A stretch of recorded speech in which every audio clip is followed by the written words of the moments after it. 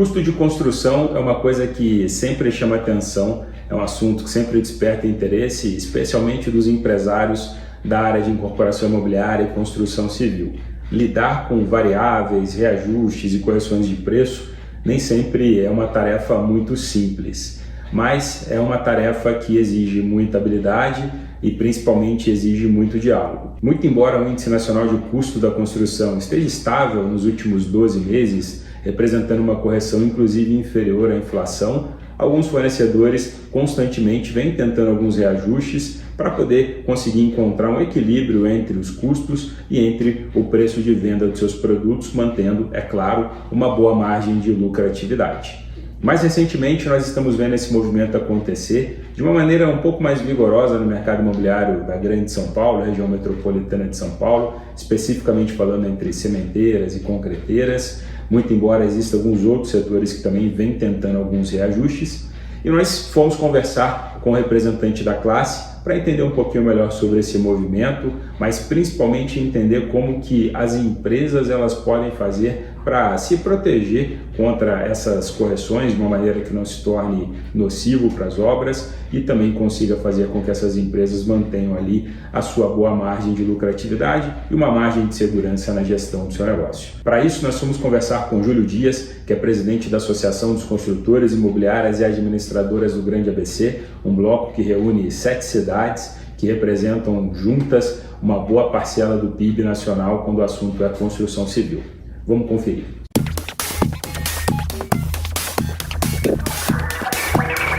Bom, estou tendo o prazer de conversar aqui com o Júlio Dias, que além de construtor e incorporador há muitos anos, é também representante da classe, é presidente da Associação dos Construtores Imobiliárias e Administradoras do Grande ABC. E, Júlio, tudo bem? Obrigado por aceitar o nosso convite para bater esse papo. Imagina. Bom dia a todos. Obrigado, Bruno, pela possibilidade aqui de tirar algumas dúvidas, né? Legal, Júlio. Ô, Júlio, na época da pandemia, nós tivemos aí um aumento muito grande nos materiais de construção, o que acabou pegando muita gente de surpresa. Para as empresas foi um momento muito complicado de ter que fazer toda essa gestão de custos e também para os clientes compradores, às vezes foi um pouco complicado de ter que lidar com essa situação. Só que de um ano para cá, a gente está vendo que isso já está praticamente estabilizado. Nos últimos 12 meses, inclusive, o INCC vem dando menos do que a inflação, a correção dele vem sendo inferior à inflação. Como que você enxerga esse cenário hoje dessa questão dos custos de construção? Eles estão estáveis, não estão estáveis? Como que isso está de uma forma geral? Tá. Bom, existe, obviamente, uma preocupação sempre com elevação fora de hora de custos de qualquer tipo de insumo, tá certo? Tem existido, de algumas cadeias aí, esse tipo de intenção, notadamente agora nesse período das cimenteiras, né, concreteiras, fazia já algum tempo que eles não vinham com atualizações, nós estamos falando na ordem de 10% a 12%, mas nós convidamos, né, as empresas do segmento para conversar conosco na semana passada. Existe realmente uma necessidade dessas empresas. São 3 itens que para eles estão muito difíceis, né? São custos de agregados, o custo da mão de obra, que é um problema geral, né? E não só no nosso segmento, mas de uma forma geral. Quando você tem uma diminuição do déficit de emprego, você acaba chegando nisso. Então, hoje nós temos aí desemprego na taxa de 8%, que é bastante interessante. Você vê uma faixa de idade pedindo demissão para trocar de trabalho. Então, assim, isso já está no radar, né? E equipamentos, né? Essas empresas, de uma forma geral, têm dificuldade de atualizar os seus equipamentos, né? Betoneiras, nas usinas, né? Silos, enfim. Eles demoram para fazer essa atualização e aí acabam com essa solicitação de reajuste.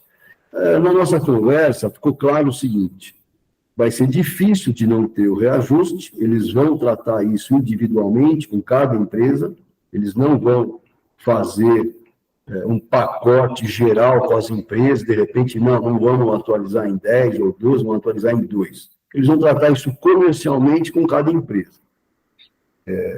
Mas o recado foi dado, né? O recado foi dado, a gente está num momento interessante na construção, mas nós temos um alerta.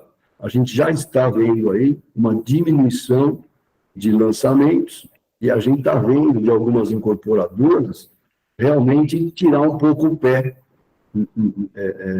agora a partir deste ano. Com isso, eu acredito que vai forçar um pouco mais ao pessoal dos insumos aí dar uma maneirada, tá certo? E é o que você falou, de uma forma geral, na média, a gente está um pouco abaixo do INCC, tá certo? Nós acreditávamos que depois da pandemia, com todos esses insumos no pico, que a gente ia ter uma redução. Isso aconteceu em alguns casos especificamente, como o aço, por exemplo, né? O receio agora vai depender muito da China, como é que eles vão se comportar. Espero que não tenha nenhuma alta elevada de aço também, mas eu acho que está dentro da negociação para que a gente tenha, durante o ciclo da construção, um INCC equilibrado com a inflação, tá certo? Certo, Júlio. Então, a gente pode concluir que essa tentativa de aumento por parte dessas empresas foi algo bem pontual desse setor, mais de sementeiras, concreteiras, para poder ter um reequilíbrio de custos. Inicialmente, eles não tinham dado uma justificativa muito plausível para esse aumento, mas depois dessa conversa, depois desse bate-papo, eles apresentaram ali as razões, e em função disso, eles vão topar ou negociar individualmente. Seria isso? Exatamente isso. Vamos fazer a negociação individualmente, caso a caso. Nesse momento, as construtoras que têm históricos melhores junto aos seus parceiros, né, vão ter mais facilidade de controlar isso, tá certo? Mas eles optaram por esse caminho, de tratar caso a caso com as construtoras incorporadoras. É interessante, né? O que chama atenção é que concreto, cimento, geralmente são produtos que são comprados em larga escala, dependendo da fase da obra que a construtora está. Então, se a gente for pensar que para quem está começando uma obra, para quem está precisando de fazer uma fundação, ou para quem está no momento que acaba utilizando mais desse tipo de insumo, é importante que essas empresas também elas tenham uma gestão de fluxo de caixa bem efetivo e um controle sobre custos bem grande, né? Porque dependendo de como for, um reajuste, por menor que seja, dependendo da fase que ela está, pode causar um impacto muito grande, né? Não, com certeza, com certeza. Estrutura da obra, nós estamos falando de 20% do custo total da obra, tá certo? Então, assim, isso com certeza, no planejamento médio, normal, isso já está lá, você já sabe que nessa fase você vai ter esse desembolso necessário, né? Agora, falando do segmento específico das concreteiras, nós temos um problema, como temos no aço também, né? A quantidade de empresas do setor é mínima, são muito poucas empresas. Só nesse último ano, 2 empresas foram absorvidas por outras empresas. Já eram poucas, e ainda 2 foram absorvidas por outras empresas, né? Então, assim, fica muito difícil da gente lidar numa negociação com esse tipo de pacote, onde no aço também, nós temos 3 siderúrgicas, né? Então, é muito difícil de lidar com isso. Eles têm muita força nesse sentido, né? Mas o que a gente tem visto é que tem muita empresa parceira de longa data e eles acabam respeitando um pouco mais essas empresas, diferentemente do que foi na pandemia, né? Na pandemia, ali foi passaram o rolo, né? Foi em geral. Agora não, agora você percebe que tem um pouco de negociação, tem um pouco de margem de negociação, e com isso a gente espera que o equilíbrio aí econômico das obras fique dentro do riscado do que seria uma meta inflacionária normal, né? Legal, Júlio. Para a gente finalizar, pensando num cliente que está querendo comprar um imóvel hoje na planta e fica eventualmente receoso com a correção dessas parcelas e do saldo devedor ao longo desse período de construção, esse cliente pode ficar tranquilo, estamos ainda dentro da normalidade, ou ele tem que ficar atento a alguma questão específica? Olha, nós acreditamos que o momento é de uma certa estabilidade, né? nós participamos aí de algumas apresentações de instituições financeiras significativas aqui no nosso país, né? Mostrando os seus estudos convergentes de tal forma que a expectativa é uma inflação abaixo de 4%, uma queda de juros até o final do ano, no caso da Selic, chegando aí talvez em 9%. Não é uma maravilha, mas ela indica um caminho de diminuição ao longo do tempo, um pouco mais lenta. O impacto da nossa política e da economia mundial reflete nisso também, mas acho que o trabalho do Banco Central tem sido um trabalho muito forte nesse sentido, né? Então, assim, se eu fosse comprar um imóvel hoje, eu faria com tranquilidade, né? O que a gente vê também é uma coisa muito interessante. No final do ano retrasado, nós tivemos uma eleição presidencial extremamente polarizada e difícil, né? Porém, mesmo assim, no nosso segmento, as coisas continuaram acontecendo. A gente entrou em janeiro um pouco mais lento, mas do ano passado, em fevereiro já normalizou, março foi bom, de uma forma geral foi muito bom. E uma coisa interessante é que a gente percebe a valorização do metro quadrado. Então, assim, existe vamos dizer, um alinhamento aí de planetas, né, que está conduzindo a gente para uma tranquilidade, eu acho. Acredito muito nisso, tá? Você falou uma coisa bem interessante, né, que eventualmente a gente fica muito preocupado com essa correção, não vamos nem falar em aumento, né, de preços, mas eventualmente a gente fica muito preocupado com a correção do preço, que acaba fazendo com que o imóvel ele aumente de preço, mas a gente às vezes esquece de refletir que isso também está sendo incorporado ao preço do bem da propriedade. Então isso não necessariamente é negativo, né? Eventualmente um cliente que está querendo comprar um imóvel na planta e que vai tendo essas correções do INCC gradualmente, levemente ao longo desse período, ele também está capturando essa valorização e isso está fazendo com que o investimento que ele fez também acabe ficando maior, certo? Acabe ficando um ativo mais valioso. Com certeza, imóvel é bem de raiz, né? É um patrimônio, talvez seja o maior patrimônio da pessoa na vida dele, né? E a valorização do patrimônio dele é que dá significado para esse esforço todo do percurso aí, entendeu? Então, isso é interessante. O ABC tem tido essa majoração de valor do metro quadrado nos últimos 2 anos, mais ou menos, que é interessante. Ainda não chegou no ponto que a gente acredita que seja ideal, certo? Mas nós estamos vendo, neste momento, 2 itens muito fortes, né? Para que isso venha a acontecer, que é a integração de toda a região metropolitana de São Paulo. Então, nós acabamos de assistir aí, o nosso governador conseguiu no leilão essa linha ferroviária, né, ligando Santos, São Paulo a Campinas, né, no primeiro momento.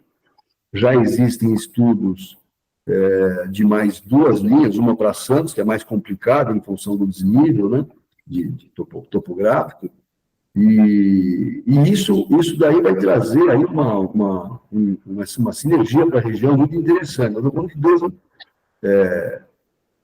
2 milhões, 3 milhões de pessoas assim, diretamente atingidas e um fluxo diário para Campinas de 500 mil pessoas. Né?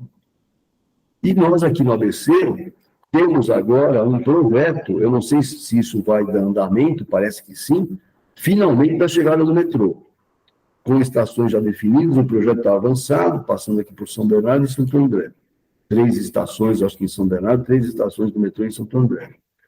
E um terceiro empreendimento interessante de mobilidade, ele não é tão impactante, mas ele com certeza vai trazer um fluxo interessante, que é o BRT, ligando São Bernardo ao metrô lá na região da Tiradentes ou por ali. Então, assim, que vai cruzar na estação Afonsina com o metrô. Então, essa malha que está acontecendo agora, ela deve trazer um impacto muito positivo de alinhar os preços onde já existe esse tipo de transporte. A gente acredita que nos próximos anos, 3, 4 anos, né, isso tende a alinhar com outras regiões de São Paulo em termos de preço de metro quadrado, né? O que acaba sendo interessante, né? Muito bom, Júlio. Júlio, obrigado pelo seu tempo. A gente sabe que é difícil comandar uma incorporadora, uma construtora, e ainda mais representar uma classe que estamos falando de um bloco que une 7 cidades, né, que juntos aí representam uma parcela significativa do PIB do Brasil. Então, obrigado pelo seu tempo e obrigado pela gentileza de falar com a gente. Imagina, muito obrigado, Bruno, pela oportunidade, tá? Ótimo trabalho e vamos para frente. Grande abraço. Bom, esse foi, portanto, o bate-papo com Júlio Dias, presidente da Associação dos Construtores Imobiliários e Administradoras do Grande ABC, esclarecendo para a gente alguns pontos referente a esse possível aumento, essa possível correção que nós podemos ter em alguns insumos. Num primeiro momento, nós estamos verificando esse movimento na Grande São Paulo, região metropolitana de São Paulo, e eu gostaria, inclusive, de aproveitar e perguntar para você, que é construtor, incorporador ou trabalha na gestão de obras, como que está na sua região. Para você que é de outro estado, para você que é de outra cidade, como que você está enxergando esse possível aumento de preços? Os preços estão estáveis? Está tendo alguma correção? Escreve aqui no comentário, fala para a gente a sua opinião e vamos debater como a gente sempre faz aqui no canal do Portal VGV. E antes de finalizar, aproveito e te convido a se inscrever no nosso canal e ativar as notificações para ficar sempre bem informado sobre tudo aquilo que acontece no setor imobiliário. E te convido também a assinar gratuitamente o boletim Foco VGV, onde nós quinzenalmente enviamos para o seu e-mail os principais indicadores do mercado para que você possa ficar sempre bem informado e tomar as melhores decisões. Um abraço e até a próxima.